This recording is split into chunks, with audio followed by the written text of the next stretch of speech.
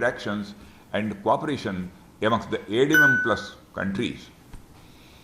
The conduct of field training exercises and tabletop exercises amongst the ADMM Plus countries are important tools for us to understand each other, cooperate to enhance security and maintain peace in the region.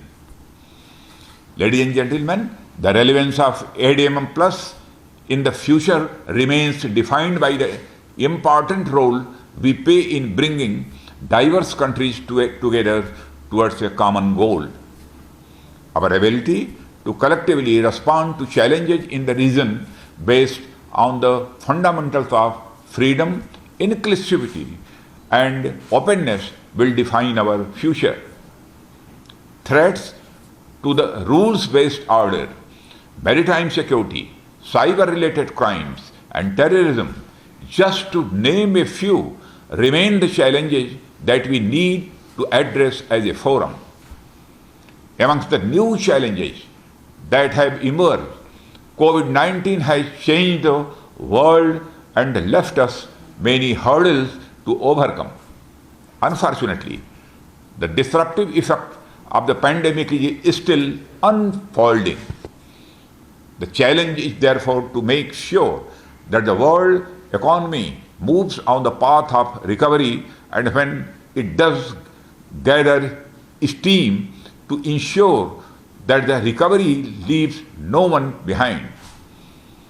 It has forced us all to reassess our healthcare infrastructure, focus on availability and affordability of vaccines and medicines, development of reliable supply chains, and highlighted the need for a strong collaboration in medical research. Since the virus does not respect national boundaries, the response to the pandemic also needs to be collective and collaborative. We are also aware of the efforts of our ASEAN friends in fighting this pandemic. It is our common challenge which requires endeavors at all levels. We appreciate efforts of all the participants and are constantly looking at imbibing the best practices as institutionalized by the members in fighting COVID-19. Finally, I would like to conclude by thanking Vietnam, the chair of the ADMM Plus 2020, for the conduct of the 10th anniversary celebrations of the ADMM Plus. I am also grateful for the opportunity that the chair has given me to express views to mark this landmark occasion. Thank you. Jai Hind.